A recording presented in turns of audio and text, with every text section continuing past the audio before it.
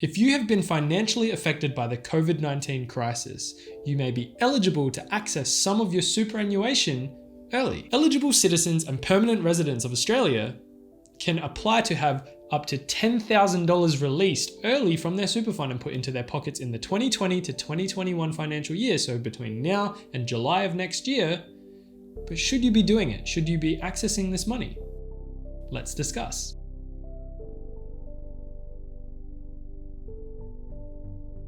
Welcome back to my channel. My name is Reese. In today's video, I'm going to be talking about the logistics behind the early release of super, which was introduced by the Australian government to assist people who are seeing financial hardship based on the current pandemic that's been unfolding over the past 6 months. Just as a disclaimer, in addition to the permanent residency or citizen of Australia or New Zealand, you must also have fallen into one of the following circumstances to be actually eligible to withdraw this money. So first, you're unemployed. 2, you're either eligible to receive JobKeeper, JobSeeker, or Youth Allowance. Or 3, as of the 1st of January 2020, you were either made redundant, so you lost your job, your work hours were reduced by more than 20%, or if you are a sole trader, the same thing. Your business has taken a hit of more than 20% in revenue. So with that defined, now let's talk about how you go about accessing this money. You do not need evidence to support your application.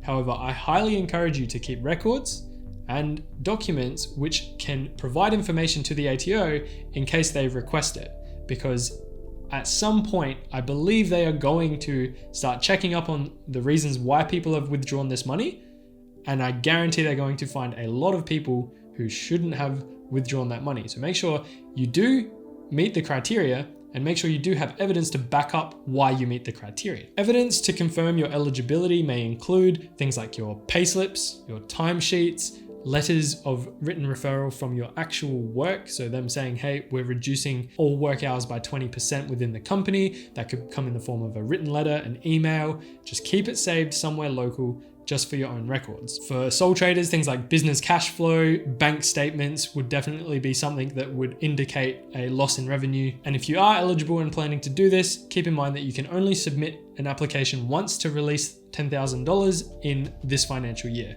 So $10,000 is the maximum you can withdraw if you are planning on going down this path. Access to being able to do this is time sensitive, so you must do it between the 1st of July 2020, which is now passed, all the way up to the 24th of September, which is the cutoff point when you will no longer be able to access this money based on the current plan that's been put in place by the government. So just keep in mind that this is a kind of reset. So as of the new financial year that we're in right now, you are able to apply for this $10,000 withdrawal of superannuation from your super fund, even if you've accessed your super fund under other circumstances previously. So it's completely separate, it's completely refreshed, it's intended for right now. Keep that in mind. You are most likely eligible if you've met one of the criteria I explained earlier in the video, such as your hours being reduced by 20%. One very important thing to understand is that you can't access someone else's super, so such as a dependent or a partner. They must apply for it themselves. The intent of having early access to your super is to support people who have truly been affected financially by COVID-19 and basically need help to meet expenses. You do not need to tell the ATO how you're spending that money, but you should carefully consider the impact of accessing your super now instead of at the age of retirement. If the Australian Taxation Office actually does decide to audit people, which I have no doubt that they will eventually start checking on who took out money and why they did. If they find that you weren't eligible or you didn't meet the criteria, there may be fines that are issued or further action may be taken if required. So keep in mind, if you're planning on doing this, make sure that you do meet the criteria. That's my suggestion anyway. It's probably for the best. How badly do you need that $10,000? If you really need it, you're probably going to be eligible. If you don't really need it, it's probably something that you shouldn't be doing. Personally, I don't believe you should access your super until the age of retirement. That's the intention of superannuation and building a superannuation fund. I know people who have dipped into their super as part of this scheme and they've kind of gone on a spending spree with it, treating it as if it was payday.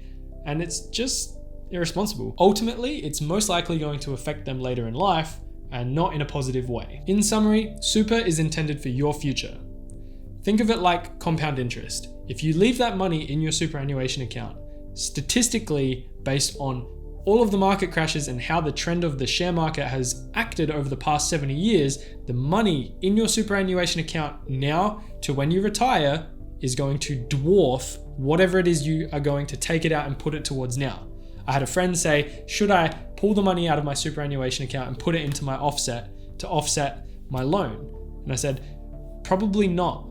That money in your super fund for the next 40 years is going to grow like crazy, or so it should. However, you're only going to save X amount of dollars from having it in an offset account for your home. You can quickly do the math and quickly see why super is kind of locked away and we're not really given access to it unless something crazy like COVID-19 happens.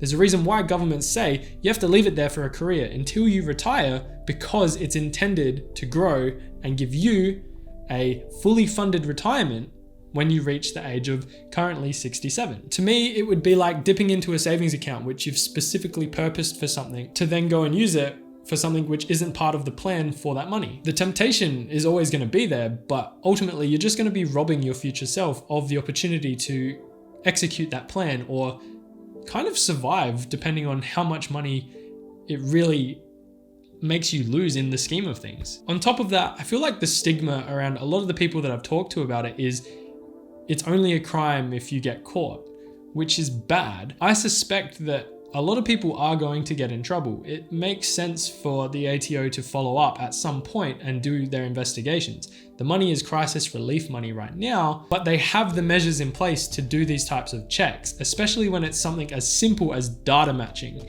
comparing bank statements or payslips or timesheets. It's information that is very clearly going to paint a picture as to whether or not you are eligible to withdraw this money. It's not like the scenario of a cop catching you while jaywalking, because that's relatively unlikely to happen.